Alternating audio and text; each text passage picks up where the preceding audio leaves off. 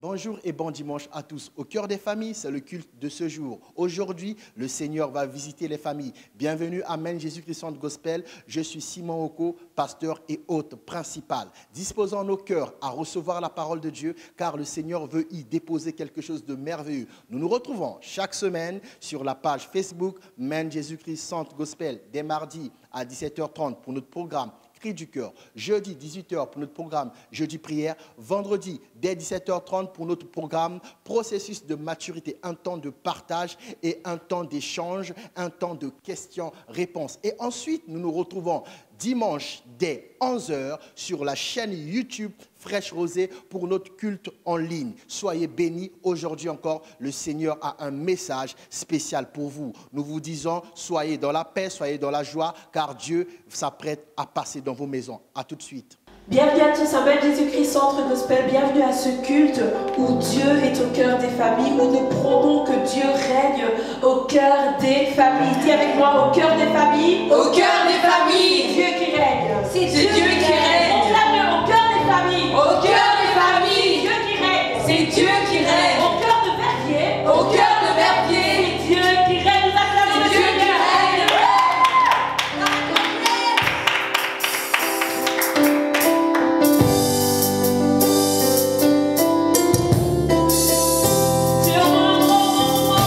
Laisse-moi venir que le maître fait son conseil.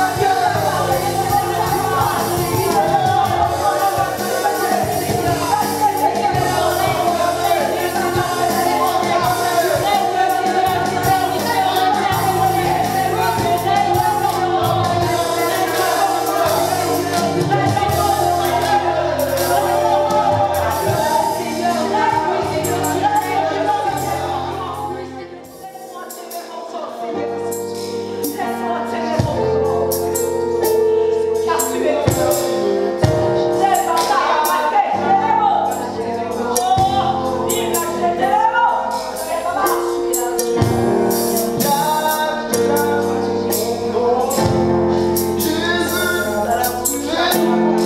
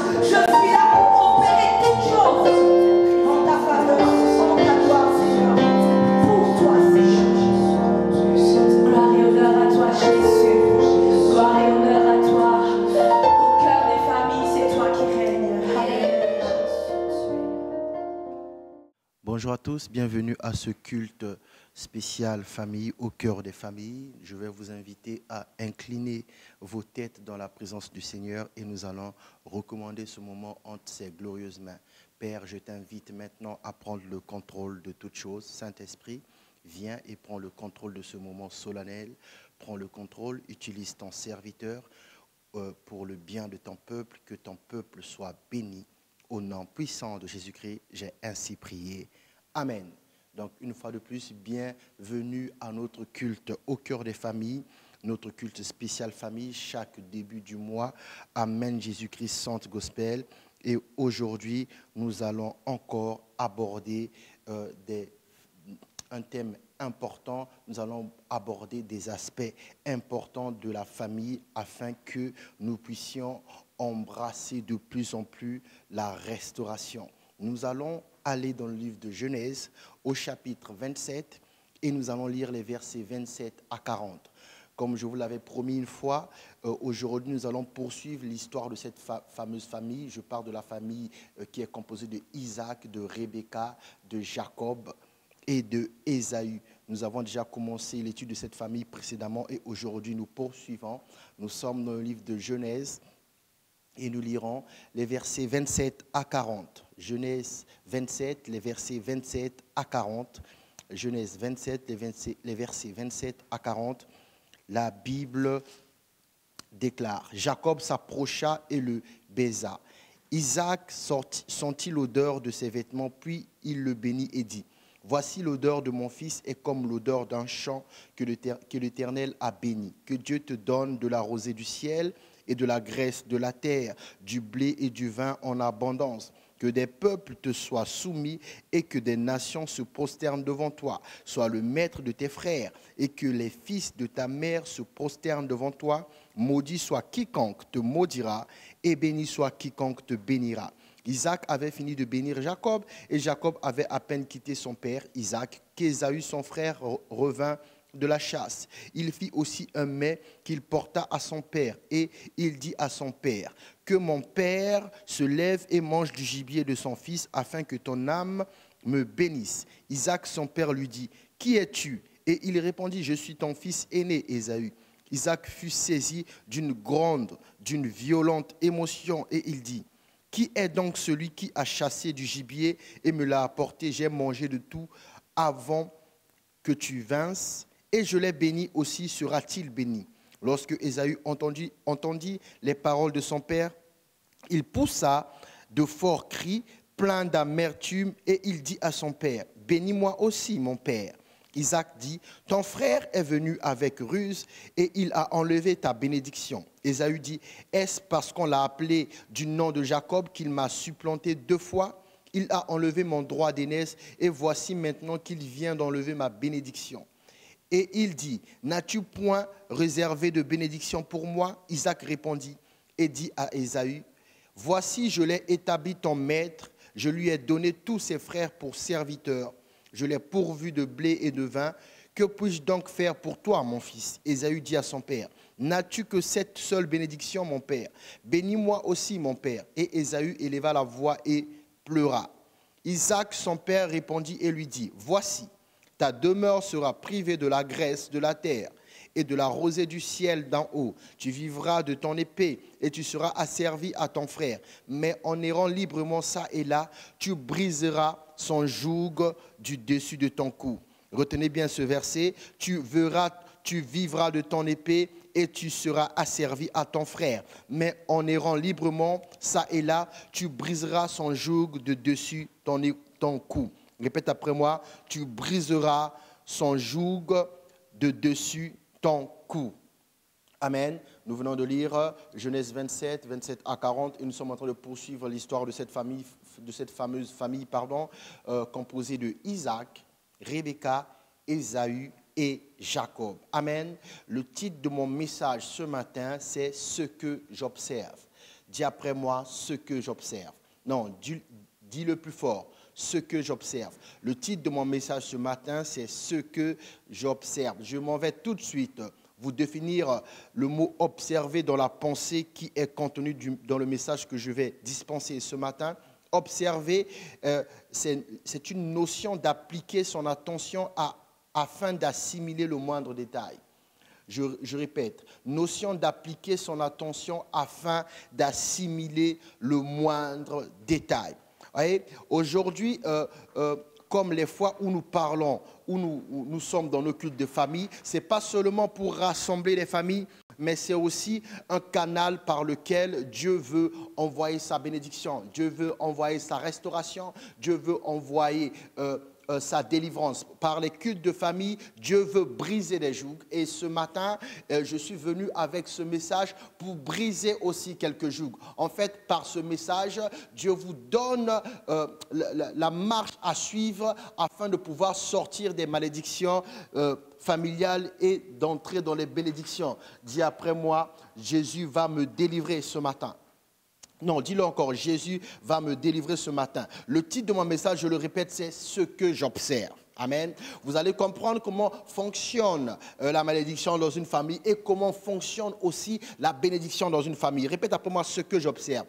Observer, notion d'appliquer son attention afin d'assimiler le moindre détail. Je vous ai dit, la fois passée où nous avons étudié cette histoire, le verset de base que nous avons lu disait ceci. Isaac aimait Ésaü parce qu'il était chasseur. Dis après moi, prétexte. Non, dis plus fort. Prétexte. Amen. Et puis la Bible a poursuivi en disant, Jacob aimait, non, Rebecca aimait Jacob. Dis après moi, prétexte. Non, dis le plus fort, prétexte. Je vais répéter ces paroles afin que ça puisse rester dans votre esprit. Isaac aimait Ésaü parce qu'il était chasseur. Dis après moi, prétexte. Rebecca aimait Jacob parce que Dieu l'avait choisi. Dis après moi, prétexte. Amen. Rebecca, dans l'histoire que nous voulons de lire, Rebecca aide Jacob à recevoir la bénédiction. Dis après moi, prétexte. Amen. Et dans l'histoire que nous venons de lire aujourd'hui, Isaac a quand même maintenu la bénédiction envers Jacob, malgré le fait d'avoir découvert que c'était une supercherie. Dis après moi, prétexte. Je répète, Isaac a maintenu la bénédiction. Dis après moi, prétexte. Pourquoi je dis des prétextes? Avant de vous proposer la définition de prétexte, je vais vous dire quelque chose d'intéressant. Vous allez voir que, en fait, beaucoup de malédictions sont dans les familles seulement à cause d'un prétexte. Par exemple, la Bible dit, Isaac aimait Ésaü parce qu'il était chasseur. C'est un prétexte. En fait, lui, il aimait manger. Donc, il a choisi celui qui va le pourvoir en nourriture. Donc, c'était un prétexte. On n'a pas dit il aimait. On a dit il aimait parce que. Donc, en fait, Ésaü n'était qu'un moyen pour lui d'être fourni en gibier de qualité. Amen. On dit Rebecca aimait Jacob parce qu'elle savait que Dieu avait choisi Jacob. Or, ce n'était qu'un prétexte. Elle n'aimait pas Jacob parce que Dieu avait choisi Jacob. Elle aimait Jacob parce qu'elle aimait le pouvoir. Et Jacob symbolisait la porte d'accès au pouvoir. Amen. Donc, voilà pourquoi quand elle a aidé Jacob à atteindre la bénédiction, ce n'était qu'un pouvoir. En aidant Jacob à atteindre la bénédiction, elle se mettait aussi en bonne position pour avoir la même mise sur Jacob. Or, si elle a la même mise sur celui que Dieu a béni, elle a la même mise sur la bénédiction que Dieu a donnée. Donc, c'était juste un prétexte. Et vous allez voir après, vous allez le comprendre.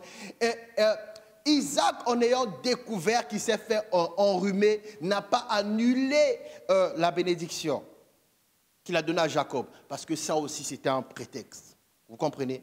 Écoutez maintenant, je vais vous donner la définition de prétexte. Prétexte, raison qui cache un motif réel. Et là, nous sommes maintenant au cœur de certaines malédictions qui frappent les familles. Prétexte, raison qui cache un motif réel. Le motif réel derrière l'aide de Rebecca, c'est pouvoir prendre le contrôle du pouvoir. Le motif réel derrière l'amour de Isaac, c'est pouvoir être toujours bien fourni. Vous comprenez? Prétexte, raison qui cache un motif. Et l'idée ici, c'est motif de couverture. Donc vous allez voir que les familles sont remplies de prétextes qui maintiennent les gens dans la malédiction. Il y a beaucoup de prétextes qui maintiennent les gens de la malédiction. Dis après moi ce que j'observe. Non, dis-le encore. Je répète, il y a beaucoup de prétextes qui maintiennent les gens de la malédiction. Tu as une cicatrice au bras et on te raconte que quand tu étais enfant, tu es tombé dans de l'eau chaude. Prétexte. En réalité, la cicatrice que tu as au bras, c'était une incision, c'était une consécration à un démon, au dieu de la famille, à l'homme fort de la famille. Mais toi, on t'invente une histoire comme quoi tu es tombé dans l'eau chaude pour que plus tard, tu n'aies jamais à chercher l'origine. Et quand vous ne pouvez pas chercher l'origine d'un problème, quand vous ne voyez pas un signe comme le symbole d'un problème, vous n'allez jamais chercher à résoudre le problème. Donc, vous allez vous retrouver avec des personnes qui ont été consacrés à des démons, mais qui sont convaincus que par accident, quand ils étaient jeunes, ils sont tombés dans l'eau. Donc, ils mènent une vie difficile, mais jamais ils vont se douter que la porte de sortie à ce problème, c'est la cicatrice. Dis après moi, prétexte. Non, on dit plus fort, prétexte.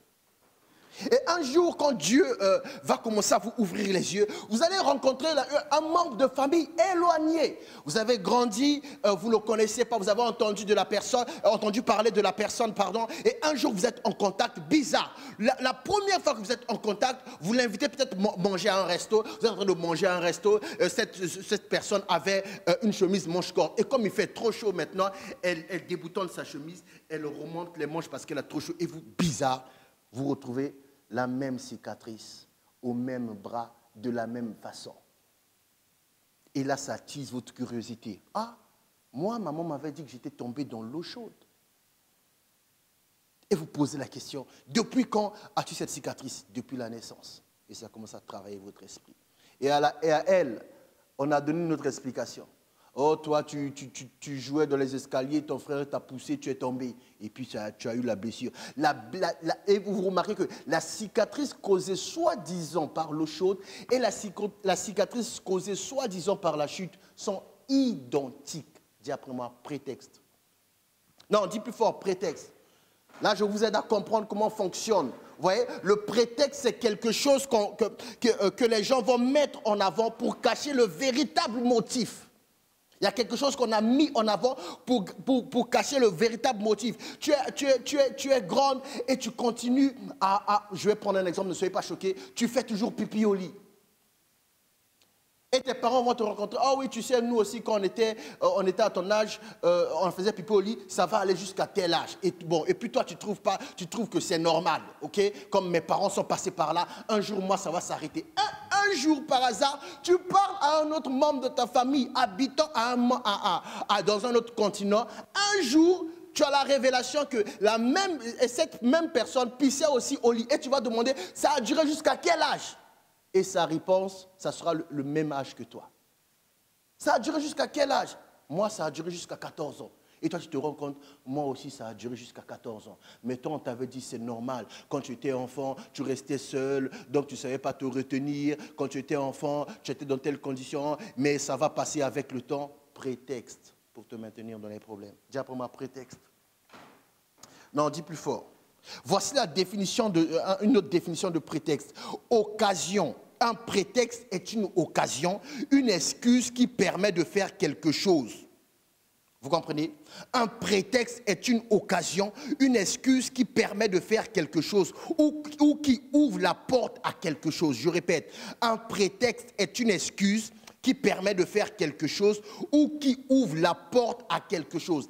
À chaque fois, quand il y a quelqu'un qui a été livré à un esprit, il y a toujours un signe, il y a toujours un totem. Et le jour où la personne s'aperçoit du signe et du totem, vous allez voir l'explication qu'on vous a donnée là. C'était un prétexte pour vous maintenir dans la malédiction. Oui. Dis après moi ce que j'observe. Car c'est ça ta porte de sortie. Dis-le encore, ce que j'observe. Maintenant, regarde les cicatrices qu'on t'a raconté, l'histoire bizarre dessus. Commence à observer chaque membre de ta famille, près de la famille proche ou la famille éloignée. Tu vas remarquer Si cette cicatrice est bizarre, tu vas remarquer qu'en dehors de toi, il y a d'autres membres de la famille qui portent la même cicatrice. Tu vas remarquer qu'en dehors de toi, il y a d'autres membres de la famille qui n'arrivent pas à dormir tranquillement, qui se retrouvent dans un lit. La personne est allée dans le lit, elle a fermé les yeux. Le matin qu'elle ouvre les yeux, elle se retrouve au salon. Si tu commences à observer, tu constateras que tu as des cousins éloignés qui ont le même problème. Qui va te dire, oui, hier j'étais allé me dormir dans ma chambre, j'étais sur Instagram, je regardais un live, je me suis endormi. Le matin, je me réveille, j'étais dans le salon. Un prétexte est une occasion, une excuse qui permet de faire quelque chose. Et le prétexte, c'est ce qui permet dans les familles de maintenir les gens dans les malédictions. Donc, il faut commencer à observer. Dis après moi ce que j'observe.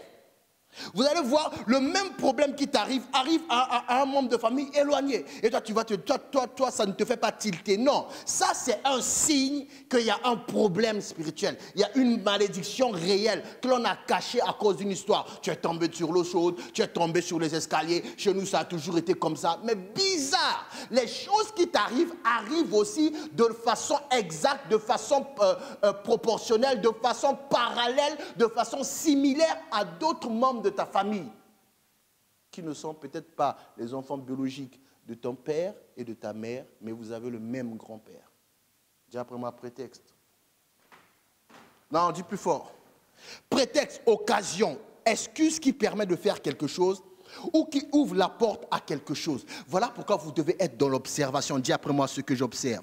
Non, dis plus fort ce que j'observe. Nous allons maintenant poursuivre l'histoire de cette chère famille. Nous sommes dans le livre de Genèse 28 et nous lirons les versets 1 à 9. Écoutez maintenant ce que dit la Bible. Dieu va maintenant te révéler comment tu peux sortir des malédictions. Je prie que tu sors des malédictions au nom puissant de Jésus-Christ. Dis après moi ce que j'observe. Genèse 28, versets 1 à 9. Écoutez bien maintenant. Après cette escroquerie, après cette histoire qui vient de diviser la famille. Je ne sais pas si vous l'avez remarqué, quand Ésaü a demandé une parole à Isaac, au verset 39, Isaac l'a maudit. On va lire, Genèse 27, 39, on va lire. Isaac, son père, répondit et lui dit, voici, ta demeure sera privée de la graisse de la terre. Ça, c'est une malédiction. OK? Et de la rosée du ciel. Ça, c'est une malédiction. D'en haut, tu vivras de ton lépré et tu seras asservi à ton frère. Ça, c'est une malédiction. OK? Mais en errant librement ça et là, tu briseras son joug du dessus ton cou. Vous comprenez? Tout ça, Isaac vient de déclarer une malédiction. Suivez-moi bien, il a béni Jacob. Quand l'autre qui devait recevoir la bénédiction vient demander la bénédiction, Isaac a maudit. Mais il a dit quelque chose de très intéressant à la fin, et c'est ça aussi ta porte de sortie. Il dit, mais en errant librement ça et là, tu briseras son joug du dessus ton cou. Qu'est-ce que je veux dire? La bénédiction a un caractère suprême. Vous comprenez? Dans la bénédiction, il y a la suprématie. La malédiction n'a pas un caractère suprême. La malédiction, il y a toujours une faille. Dans la malédiction, il y a toujours une porte de sortie. Dans la malédiction, il y a toujours une faille. Il y a toujours une porte de sortie. Il y a toujours quelque chose. La malédiction ne peut pas être complète et totale et suprême parce que ce n'est pas, cette terre n'appartient pas au diable. La malédiction a toujours un point faible. La malédiction a toujours une porte de sortie. Donc, quand Isaac est en train de dire à Ésaü, tu briseras son joug de ton cou, il était aussi en train de donner la porte de sortie. Voilà pourquoi il faut observer. Dis après moi ce que j'observe.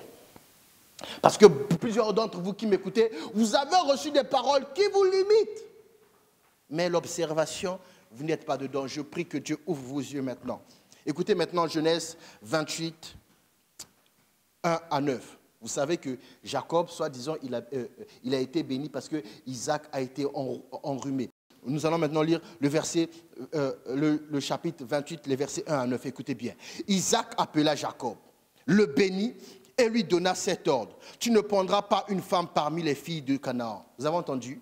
Isaac appela Jacob, le bénit et lui donna cet ordre. Tu ne prendras pas une femme parmi les filles de Canaan. Là, il n'était plus question de dire Isaac. La Bible, le même Isaac, la Bible a dit que ses yeux perdaient la lumière. Il ne voyait plus bien, il ne savait plus distinguer. Pour reconnaître Ésaü, pour faire la différence entre Ésaü et Jacob, il a été obligé de toucher. Il a même dit à un moment, la voix c'est bizarre, la voix est la voix de Jacob, mais le corps est le corps d'Ésaü. Mais là, la Bible dit Isaac appela Jacob et le bénit et lui donna cet ordre. Tu ne prendras pas une femme parmi les filles de Canaan. Il n'a pas été question de vérifier si c'est Ésaü et Jacob. Voilà pourquoi je vous ai dit prétexte, dis après moi prétexte. Et il continue. Lève-toi, va à Paddan-Aram, à la maison de Bethuel, père de ta mère, et prends-y une femme d'entre les filles de Laban, frère de ta mère. Que le Dieu Tout-Puissant te bénisse, te rende fécond et te multiplie, afin que tu deviennes une multitude de peuples. Qu'il te donne la bénédiction d'Abraham à toi et à ta postérité avec toi, afin que tu possèdes le pays où tu habites comme étranger et qu'il a donné à Abraham. Et Isaac fit partir Jacob, qui s'en alla à Paddan-Aram auprès de Laban, fils de Bethuel, l'araméen, frère de Rebecca, mère de Jacob et d'Ésaü. Ésaü vit qu'Isaac, écoutez maintenant le verset 6, dis après moi ce que j'observe, car c'est ta porte de sortie. Ésaü vit qu'Isaac avait béni Jacob et qu'il l'avait envoyé à Paddan-Aram pour y prendre une femme. Vous voyez? Ésaü maintenant, il s'arrête, il commence à observer. Vous comprenez? Il s'arrête, il commence à observer. Or, écoutez ce que dit Genèse 27 au verset 34. Lorsqu'Ésaü a entendu les paroles de son frère, de son père, il poussa des forts cris pleins d'amertume et il dit à son père, bénis-moi aussi, mon père. Isaac dit, ton frère est venu avec ruse et il a enlevé ta bénédiction. Ésaü dit, est-ce parce qu'on l'a appelé du nom de Jacob qui m'a supplanté 2 fois? Il a enlevé mon droit d'aînesse et voici maintenant qu'il vient d'enlever ma bénédiction. Et il dit, n'as-tu point réservé d'autres bénédictions? Isaac répondit, dit à Ésaü, voici, je l'ai établi maître et je lui ai donné tous ses frères pour serviteurs. Je l'ai pourvu du blé et de vin. Et que puis-je donc faire pour toi, mon fils? Ésaü dit à son père, n'as-tu que cette parole? Mon père, bénis-moi aussi, mon père. Et Ésaü éleva la voix et pleura.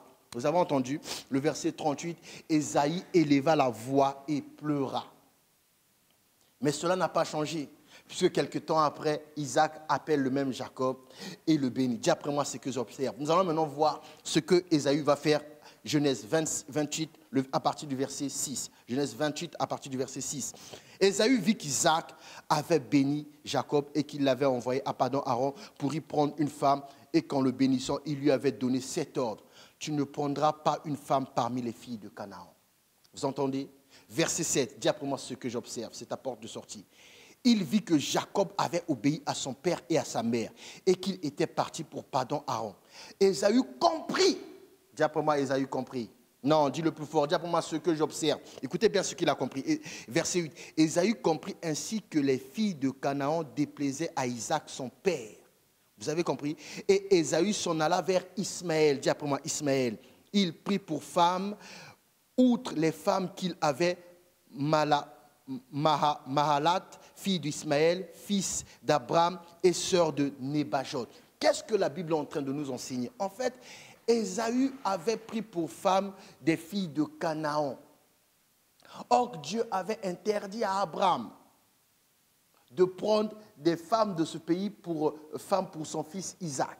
Donc, pour Isaac, on avait été chercher Rebecca dans la maison d'Abraham. OK?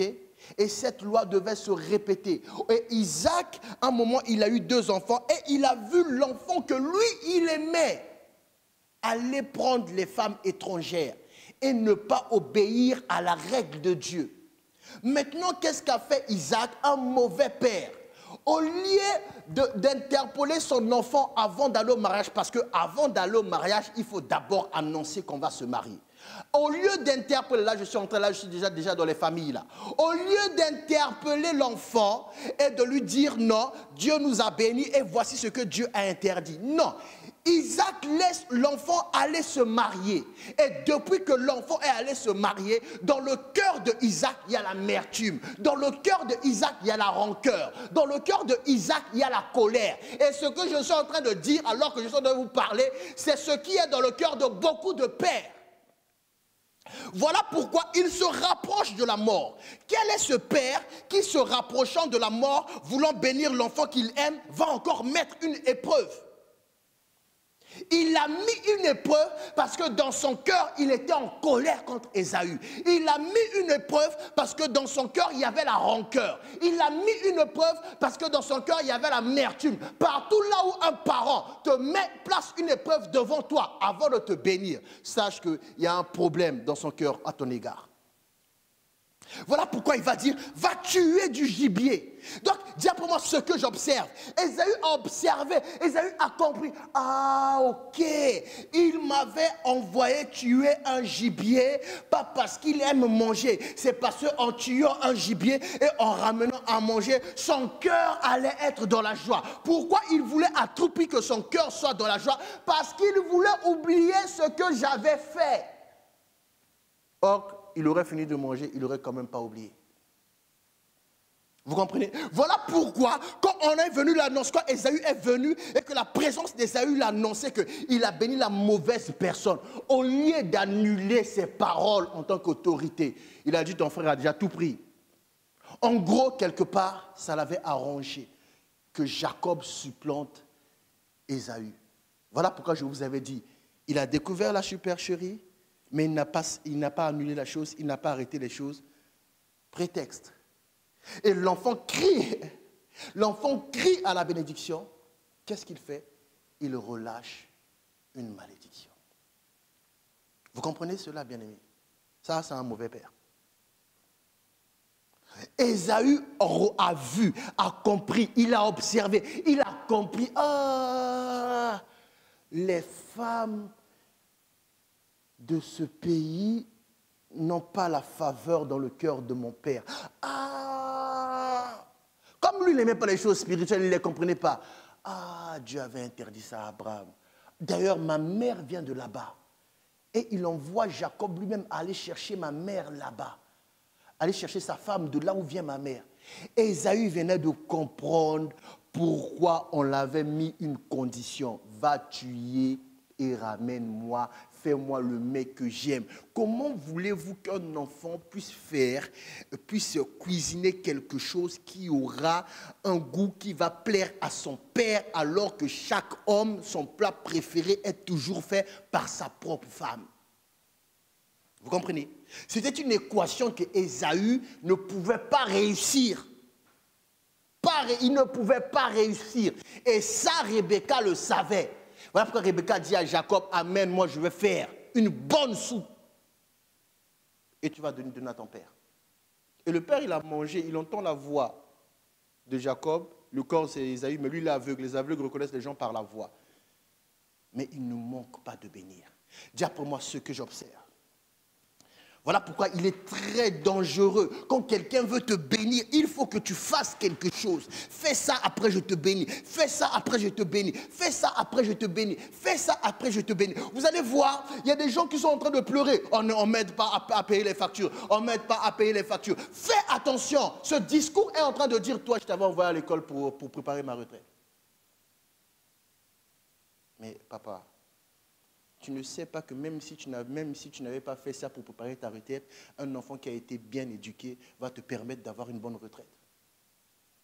Au lieu maintenant de se contenter de bien éduquer les enfants, on amène dans les embrouilles, on amène dans les malédictions. Dis après moi ce que j'observe. Non, dis plus fort. Écoutez bien. Et ce que Ésaü va faire, c'est quelque chose que nous devons faire, que nous devons faire ce matin. Genèse 28, le verset 6. Le verset 6 plutôt. Ésaü vit qu'Isaac avait béni Jacob. Il voit là, c'est plus une question de supercherie. Il a béni librement. Il se dit, oh, mais le monsieur, quand il a béni Jacob, j'ai demandé, n'as-tu pas une bénédiction pour moi? Il n'a dit, il n'a plus de bénédiction. Et il a relâché une malédiction. Et voici quelques temps après, il amène la personne et il bénit. Et quand il bénit Jacob, il bénit par d'autres paroles. Donc ça signifie qu'il avait d'autres bénédictions. Mais il n'a pas relâché.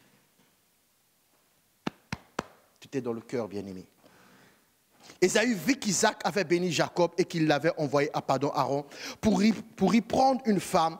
Et qu'en le bénissant, il lui avait donné 7 ordres. Vous voyez, l'ordre qu'il aurait pu donner à Ésaü et interpeller Ésaü à quand il a commencé à faire la cour aux femmes cananéennes. Il aurait pu faire ça. Tu ne prendras pas une femme parmi les filles. Je vais ouvrir une parenthèse pour les parents. Vous voyez, il y a des choses qui sont pour vous claires. Il y a des choses qui sont pour vous, ça coule de source. Il y a des choses qui sont pour vous évidentes, qui ne le sont pas pour l'enfant. Alors prends l'enfant de côté, explique-lui cette chose évidente. Plutôt que de laisser l'enfant aller faire, l'enfant pensant qu'il va faire bien, alors qu'à tes yeux, il est en train de faire mal, et tu le laisses faire. Tu l'as laissé faire, au lieu de le laisser aussi mener sa vie. Maintenant, tu mènes une vie de rancune, de rancœur, d'amertume, de colère. C'est de la sorcellerie. Parce que la sorcellerie, c'est avoir un mauvais cœur. Voilà, c'est dit. Nous sommes au culte des familles, c'est dit. Vous comprenez? Prie que Dieu te délivre un père. Vous comprenez? Cet ordre. Tu ne prendras pas une femme parmi les filles de Canaan. Ah! Ésaü est étonné. Oh! Comment Isaac savait qu'on ne peut pas prendre les filles de Canaan? C'est parce que Abraham le lui avait dit. Comment Abraham savait? Parce que Dieu le lui avait dit. Alors ça coûtait quoi à Isaac de dire à son enfant préféré, son premier-né, Ésaü, mon fils, tu ne prendras pas une femme de Canaan? Ça coûtait quoi? Ça coûtait rien. Il a préféré être un mauvais père. Ça, c'est cet enfant qui n'obéit pas. Il va obéir à quoi? Est-ce que tu lui as expliqué? Il était chasseur, ça t'intéressait parce que tu aimes manger. Au lieu d'expliquer aux gens les choses spirituelles. Voilà pourquoi, entre Abraham, Isaac et Jacob, le plus spirituel, c'est Jacob. Jacob c'est ces choses-là qui l'ont rendu très spirituel. Jacob ne fera pas ces erreurs. Vous comprenez? Verset 7. Il vit que Jacob avait obéi à son père et à sa mère et qu'il était parti pour pardon Aaron. Ésaü comprit, dis après moi, Ésaü comprit. Dis après moi ce que j'observe. Je prie que tu commences à entrer dans l'observation et que tu comprennes les choses, même si on ne va pas te les révéler. Parce qu'on n'a pas révélé à Ésaü. Ésaü a compris de lui-même. Il a compris de lui-même parce qu'il était dans les épreuves. Il a compris de lui-même parce qu'il observait. Il a compris de lui-même parce qu'il galérait. Bien-aimé, arrête de pleurer. On sait que tu es dans la galère, mais arrête de pleurer. Il a pleuré, ça ne lui a rien apporté. C'est quand il a commencé à observer qu'il a commencé à trouver la brèche pour briser le joug de Jacob sur son cou. Arrêtez de pleurer, ouvrez les yeux, commencez à observer. Car la faille est dans les rituels que les gens sont en train de faire. Vous comprenez?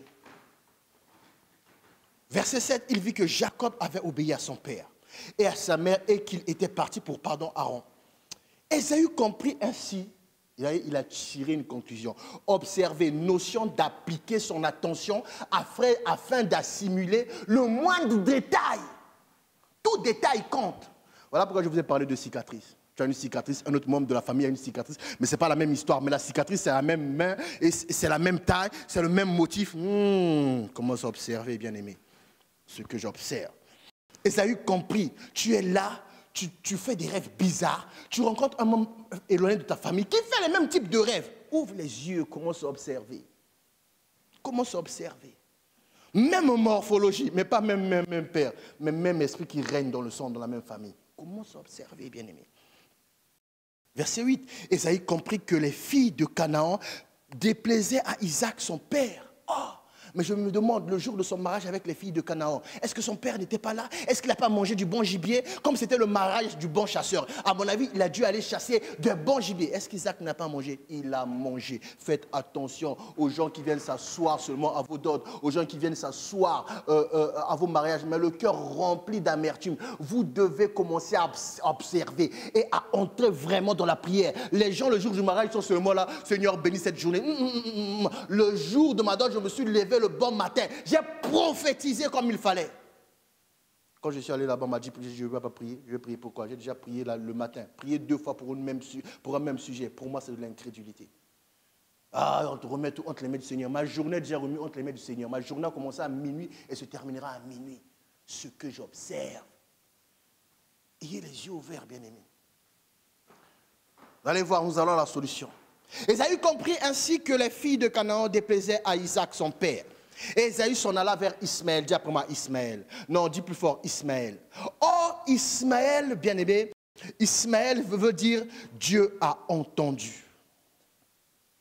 Ismaël veut dire Dieu a entendu. Retiens ça. Ismaël veut dire Dieu a entendu. Ésaïe comprit verset 8. Ainsi que les filles de Canaan déplaisaient à Isaac son père. Et Ésaü s'en alla vers Ismaël. Ismaël signifie Dieu a entendu. Avant ça, il a pleuré, il a crié. Mais Dieu n'a pas entendu. Il est allé vers Ismaël. Ismaël signifie Dieu a entendu. Et maintenant, regardez la précision que la Bible donne. Il prit pour femme, outre les femmes qu'il avait. Mahalat, fille d'Ismaël. Ismaël signifie Dieu a entendu. La Bible précise encore, fils d'Abraham et sœur de Nébajot. C'est en observant qu'il a commencé à aller vers la solution. Jacob lui a dit, Isaac lui a dit, verset 40, tu vivras de ton épée et tu seras asservi à ton frère, mais en errant librement, ça et là, tu briseras son joug de dessus ton cou. Mais on ne lui a pas donné la solution. Il l'a observé. Il est allé vers Ismaël. Dis à ton voisin, va vers Ismaël. Ismaël signifie Dieu a entendu. Ce qui m'amène à aller. Nous allons maintenant dans Genèse 16. Nous allons lire cette histoire de Isaac. Pourquoi il est allé, non, d'Ismaël plutôt. Pourquoi Ésaü s'est retourné vers Ismaël? Amen. Genèse 16, nous allons lire les versets 7 à 12. Genèse 16, les versets 7 à 12. Genèse 16, les versets 7 à 12. La Bible déclare, l'ange de l'Éternel la trouva près d'une source d'eau dans le désert, près de la source qui est sur le chemin de Chour. Il dit, Agar, servante de Saraï, d'où viens-tu? Et où vas-tu? Elle répondit, je fuis loin de Saraï, ma maîtresse. L'ange de l'Éternel lui dit, retourne vers ta maîtresse et humilie-toi sous sa main.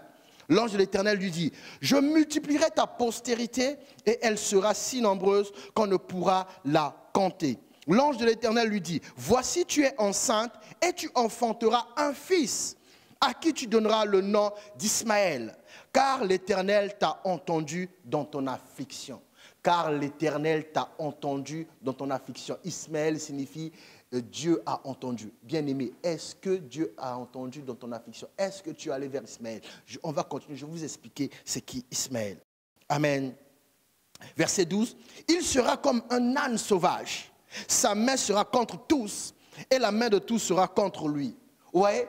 Cette situation ne vous rappelle pas la vie d'Ésaü? En observant cette famille, on va voir que en fait, la main de tous était contre Ésaü et la main d'Ésaü était contre tous. D'ailleurs, il avait juré de tuer Jacob. Amen. Et il habitera en face de tous ses frères. Ismaël fera quoi? Il habitera en face de tous ses frères. Son premier frère, c'est qui? C'est Isaac. Il s'est passé quelque chose de bizarre dans la maison de Isaac. Et le fils qui a été maintenant, victime de la malédiction, qu'est-ce qu'il va faire? Il va aller en face. Il alla vers Ismaël. Dis à ton voisin, il faut que tu trouves Ismaël. Ismaël signifie Dieu a entendu. Amen. Nous poursuivons, nous allons plus tard. Genèse 21, 12 à 21. Écoutez ce que la Bible déclare. Genèse 21, 12 à 21. Mais Dieu dit à Abraham que cela ne déplaise pas à tes yeux à cause de l'enfant et de ta servante. Accorde à Sarah tout ce qu'elle te demandera, car c'est Isaac qui sortira, car c'est d'Isaac que sortira une postérité qui te sera propre. Verset 13. Je ferai aussi une nation du fils de ta servante, car il est ta postérité. Voilà pourquoi on a dit, il se retourna vers Ismaël, Ésaü alla vers Ismaël et il prit Mahalat comme femme, fille de Ismaël, fils d'Abraham, c'est-à-dire postérité d'Abraham. Et la postérité d'Abraham est une postérité bénie. Verset 13, je ferai aussi une nation du fils de ta servante, car il est ta postérité. Abraham se leva de bon matin, il prit du pain et une outre d'eau qu'il donna à Agar et plaça sur son épaule, et lui remit aussi l'enfant et la renvoya. Elle s'en alla et s'égara dans le désert de Beersheba. Quand l'eau de l'outre fut épuisée, elle laissa l'enfant sous un des arbrisseaux et elle alla s'asseoir vis-à-vis à une portée d'arc, car elle disait que je ne vois pas mourir mon enfant. Elle s'assit donc vis-à-vis de lui, éleva la voix et pleura. Vous avez entendu? Agar éleva la voix et pleura. comme aussi Ésaü avait élevé la voix et avait pleuré.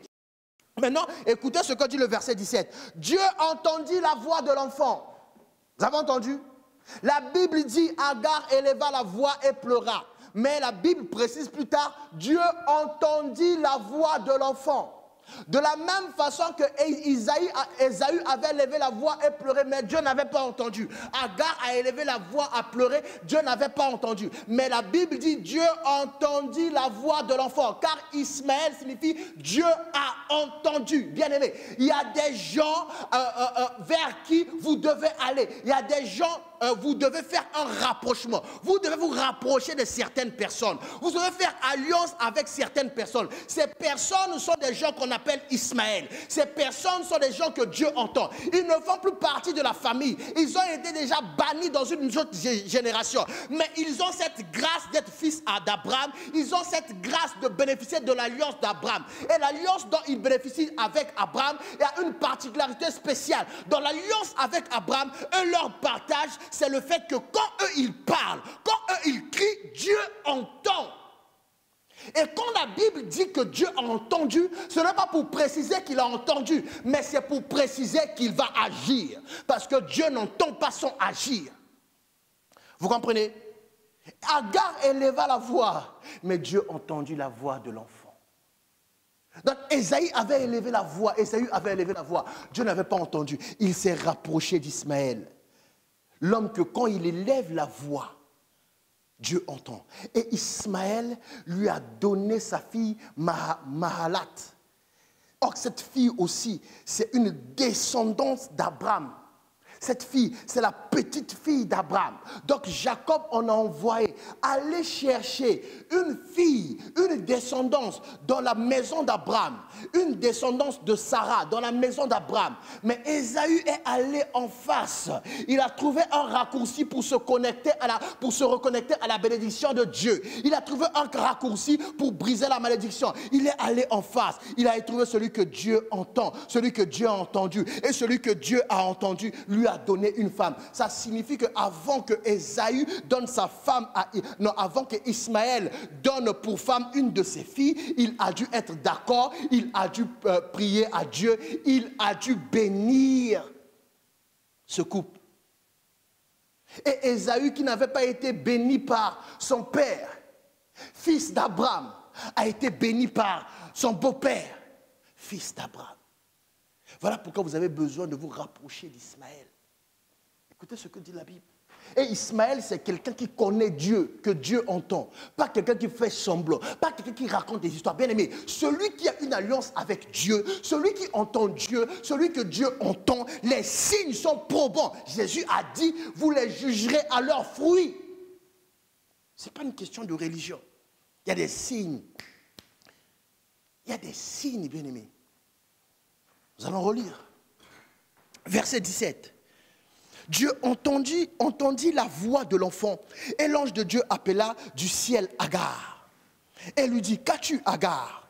Ne crains point, car Dieu a entendu la voix de l'enfant dans le lieu où il est. Isaac signifie Dieu a. Ismaël signifie Dieu a entendu.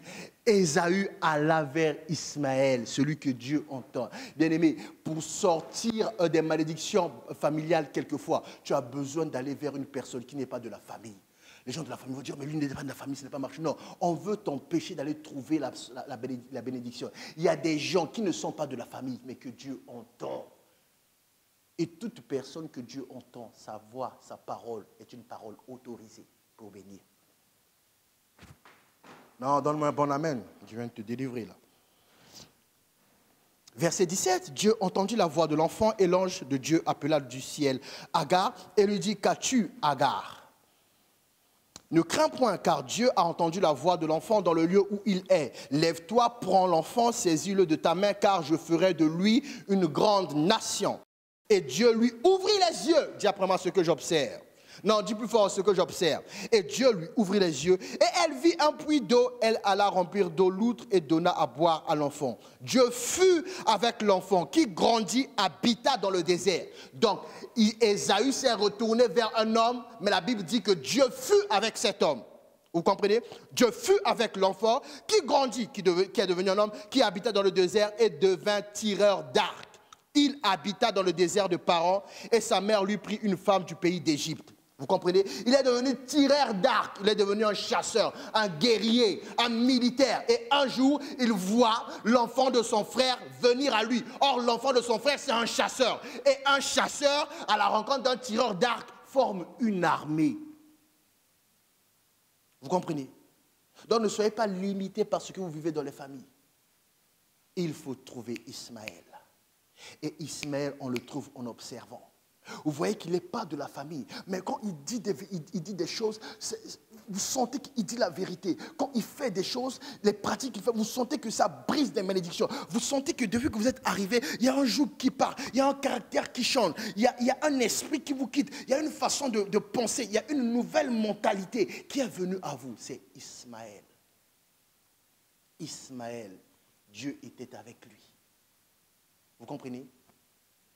Isaac, en gardant la rancune dans le cœur et en envoyant Jacob dans la maison de son père, a commis une grave erreur que Abraham n'avait pas commis avec lui. Parce que Abraham avait dit aux soldats, tu n'enverras pas mon fils là-bas. Mais Isaac a commis la même erreur. Il a envoyé son fils là-bas. Et Jacob est allé souffrir pendant 20 ans. Il y a des endroits, il ne faut pas laisser vos enfants aller. Or, Ésaü a seulement observé. Il est allé en face. On va lire ce qui va se passer 20 ans plus tard et on va clôturer. Dis après moi, 20 ans plus tard. Nous sommes dans Genèse 33. Écoutez bien. Genèse 33. Écoutez bien ce que la Bible va dire, c'est merveilleux. Genèse 33, nous lisons à partir du premier verset. Dis après moi, 20 ans plus tard. Jacob leva les yeux et regarda, et voici Ésaü arrivait avec 400 hommes. Il répartit les enfants entre Léa, Rachel et les deux servantes. Il plaça en tête les servantes avec leurs enfants, puis Léa avec ses enfants, et enfin Rachel avec Joseph. Lui-même passa devant eux, et il se prosterna en terre 7 fois, jusqu'à ce qu'il fût près de son frère. Ésaü courut à sa rencontre, il l'embrassa, se jeta à son cou, et le baisa, et ils pleurèrent. Ésaü, levant les yeux, vit les femmes et les enfants, et il dit, qui sont ceux que tu as là? Et Jacob répondit, ce sont les enfants que Dieu a accordés à ton serviteur. Vous voyez, Jacob se fait petit, hein, serviteur. Les servantes s'approchèrent, et elles et leurs enfants, et se prosternèrent. Léa et ses enfants s'approchèrent aussi, et se prosternèrent. Vous voyez ça? Toute la famille vient se prosterner. Ensuite, Joseph et Rachel s'approchèrent et se prosternèrent. Ésaü dit, à quoi destines-tu tout ce camp que j'ai rencontré? Et Jacob répondit, à trouver grâce aux yeux de mon Seigneur. Ésaü dit, je suis dans l'abondance, mon frère, garde ce qui est à toi. Et Jacob répondit, non, je te prie, si j'ai trouvé grâce, écoutez bien ce verset, grâce à tes yeux, accepte de ma main mon présent, car c'est pour cela que j'ai regardé ta face comme on regarde la face de Dieu. Vous avez vu comment on a écrit Dieu? Avec un grand D. Et tu m'as accueilli favorablement. Il a dit, j'ai regardé ta face comme on regarde la face de Dieu. Donc, autrement dit, Jacob, il est en train de dire, c'est bizarre. La face de ce monsieur-là n'est plus la même. Jacob était capable de pouvoir discerner que la face d'un homme n'est plus la même parce qu'avant ça, Jacob a eu à se battre avec Dieu. Et c'est là qu'on a changé son nom de Jacob à Israël. Et il regarde Ésaü, il a dit, j'ai regardé ta face comme la face d'un Dieu. Hein? Ésaü le maudit par Isaac, fils d'Abraham, enfant de la promesse. Jacob, celui qui allait mettre au monde les 12 tribus.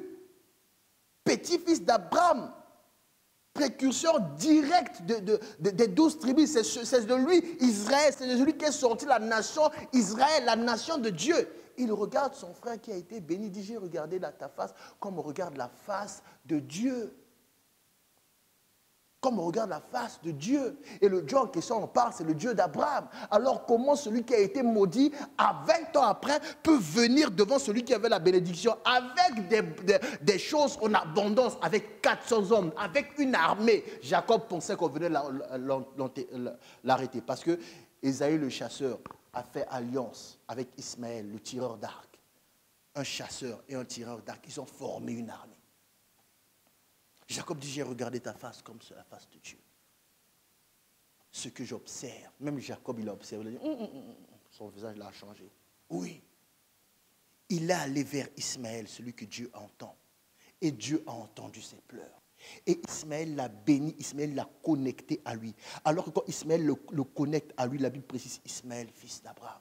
Donc Ismaël l'a connecté au Dieu d'Abraham. Et Abraham était béni, sa postérité était bénie. Isaac, on peut l'appeler enfant de la promesse. Ismaël, on peut l'appeler enfant qui était rejeté. Jacob, on peut l'appeler enfant de la promesse. Ésaü, on peut l'appeler enfant qui a été rejeté. Mais quand on parle de postérité, on va mettre tous les enfants ensemble. Parce qu'une postérité, ce n'est pas un enfant. Une postérité, c'est l'ensemble des enfants. Et Dieu avait dit à Abraham, ta postérité sera bénie. Et Ismaël est aussi ta postérité. Vous voulez sortir des malédictions, commencez à observer. Et allez vers Ismaël, un homme qui a l'alliance. Quand il te regarde, il a déjà compris le problème de votre famille. Il a dit, oh, laisse tomber ça, il faut faire ça. Un homme qui a l'alliance, un homme qui est à part, mais Dieu est avec lui, un véritable guerrier. Dieu est avec lui pour sortir des problèmes. Vous comprenez ça? Isaac n'a pas eu à bénir Ésaü, mais Ésaü s'est connecté à Ismaël. Et Ismaël l'a béni. Je prie maintenant que vous puissiez rencontrer votre Ismaël. Bien-aimés, ouvrez les yeux, ne soyez pas dans les sentiments. C'est ma mère, c'est mon père, c'est mon frère. Tu vas mener une vie de galère. Va trouver ton Ismaël. Un homme que Dieu entend. Place-toi sous ses pieds. Fais alliance avec lui. Moi, j'ai trouvé mon Ismaël, le prophète Domingos. Un homme que Dieu entend. Je suis allé me mettre à ses pieds. Et bizarre, mon père qui ne voulait rien savoir des choses de l'église. La première fois qu'il a mis ses pieds dans une église, c'était l'église du pasteur Domingos.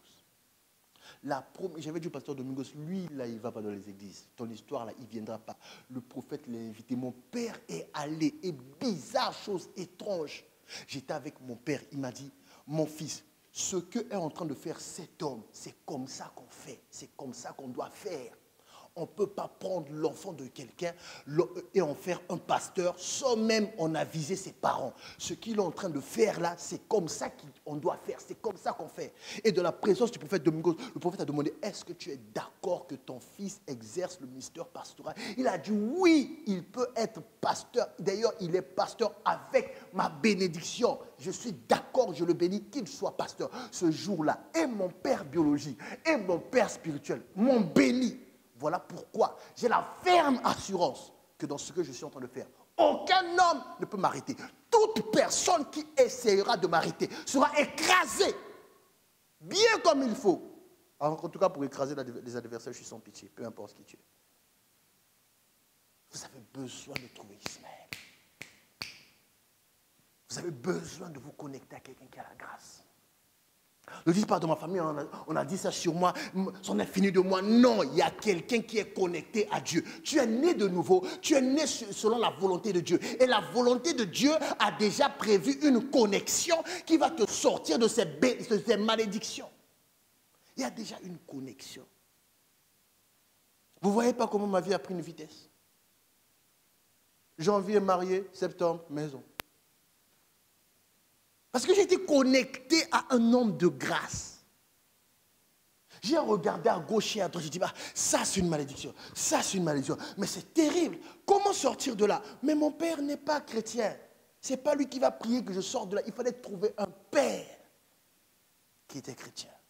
Vous devez observer, bien-aimés. On ne sort pas d'une malédiction sans observer. Un jour, j'ai observé et voici ce que j'ai dit à Dieu. Tu m'as envoyé faire une église. J'ai besoin d'un père spirituel. Dieu a dit oui, je vais te donner un père spirituel. J'ai dit à Dieu, non, 2 minutes, Seigneur, 2 minutes. Voici mes conditions. Il faut que ce soit un homme mari d'une seule femme. Celui qui sera mon père, qui va commencer à prier pour moi ou me parler de la Bible. 1, mari d'une seule femme. 2, il faut qu'il ait dirigé des églises au moins pendant 25 ans. J'ai donné ces critères, après j'ai oublié. Un jour, on m'a invité à aller prêcher aux 25 ans d'anniversaire de l'église du prophète Domingos. Avant d'aller prendre la parole, le Seigneur m'a rappelé ça. Il a dit, tu as vu, tu avais dit mari d'une seule femme, ayant dirigé des églises pendant 25 ans. Là, il est en train de fêter sa 25e année de son église, mais il avait déjà dirigé l'église de son père pendant plusieurs années. Après, Dieu m'a dit, j'ai répondu à ta prière. Bien-aimé, l'observation. C'est l'observation qui va vous permettre de mettre des critères. C'est l'observation qui va vous permettre d'aller vers les gens. Et quand vous allez vers les gens, allez en toute humilité. N'allez pas encore là-bas et puis vous prenez l'information. Vous allez encore dire à votre famille, mais c'est votre famille qui vous a maudit. Ouvrez les yeux. Ouvrez les yeux. Toi, tu veux sortir d'un problème. Là où il y a la bénédiction, tu prends les informations. Tu vas encore raconter là où il y a la bénédiction. Ah, c'était comme ça, on a fait ça, on a fait ça, on a fait ça. Mais les informations qu'ils ont prises là, ils vont s'en servir contre toi. Ésaü est allé en face, là où se trouvait Ismaël. Tu es le frère de mon père? Oui. Tu es fils d'Abraham? Oui. Mon père n'aime pas les femmes de ce pays. Mais toi, dans tes filles, il y a le sang d'Abraham. Il y a mon sang. Je veux cette femme. Ésaü obtint sa femme et Ismaël l'a béni. Il est sorti de la malédiction. Bien aimé, dis après moi ce que j'observe. Je vais prier maintenant, à l'instant même. Je prie maintenant que Dieu t'ouvre les yeux. Entre dans une observation sérieuse. On ne te demande pas d'accuser quelqu'un. On ne te demande pas de détester quelqu'un. On te demande d'observer. Tout ce qui ne va pas, écris-le. Tout ce qui devrait aller, écris-le. Et commence à dire à Dieu de t'emmener au pied d'un Ismaël. Celui que Dieu entend, un Ismaël. C'est bizarre. Il était plus vieux que Isaac. Mais la Bible a présenté Isaac comme quelqu'un qui ne voyait plus. Mais de Ismaël, on n'a rien dit. Aucun défaut. Dieu était avec lui. Vous allez dire, ah, il est en train de prêcher Ismaël. Mais Ismaël, nous savons tous qui sort d'Ismaël. Oui, nous savons tous qui sort d'Ismaël. Mais vous les chrétiens, c'est vous qui rêvez d'aller à Dubaï. Dubaï, c'est Ismaël. Vous rêvez d'aller aux Émirats, là. C'est Ismaël. Tout le monde aujourd'hui veut aller à Dubaï. Dubaï, c'est Ismaël. Que tu le veux ou pas, il a la bénédiction d'Abraham. Je ne dis pas que la personne est bien, mais cette personne, quand elle a la bénédiction de Dieu, elle peut parler sur sa destinée, sur ta destinée. Je prie que Dieu te fasse rencontrer ton Ismaël. Un homme que Dieu entend, un homme que Dieu écoute, que tu fasses alliance, qui te bénisse et que 20 ans après, 10 ans après, 5 ans après, quand on viendra te voir, te rencontrer, que l'on distingue que ton visage ressemble à celui de Dieu. Je parle du Dieu d'Abraham, du Dieu d'Isaac et du Dieu de Jacob. Ésaü avait le visage du Dieu d'Abraham, du Dieu d'Isaac qui ne l'a pas béni, du Dieu de Jacob qui l'a usurpé. Mais il avait ce visage par Ismaël. Ce que j'observe est aussi la porte de sortie. Et Ésaü a pu accomplir la parole qu'Isaac avait dit. En errant ça et là, tu briseras son joug. En errant ça et là, en observant, Ismaël, il est allé là-bas. Il a brisé le joug. Il a dit à Jacob, garde tes présents. Dieu m'a béni. Je déclare et je décrète que cela est votre partage. Bien-aimés, soyez bénis. Dieu vous veut du bien. Je déclare et je décrète que vous sortez de ces prisons familiales. Au nom puissant de Jésus-Christ, j'ai ainsi prié. Amen.